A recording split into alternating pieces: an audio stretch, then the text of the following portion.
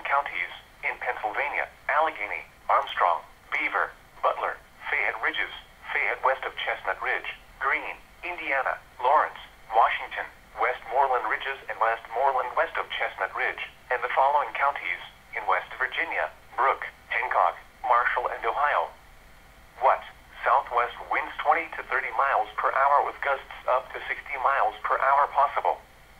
Where? Portions of northwest, southwest, and western Pennsylvania, east central Ohio, western Maryland, and the northern panhandle of West Virginia. When? From Monday morning through Monday evening. Impacts: damaging winds could blow down trees and power lines. Widespread power outages are possible.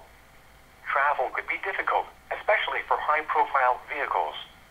Additional details: convection may be ongoing during a portion of the watch and further briefly enhance surface wind gusts. Monitor the latest forecasts and warnings for updates on this situation. Fasten loose objects or shelter objects in a safe location prior to the onset of winds. The current time is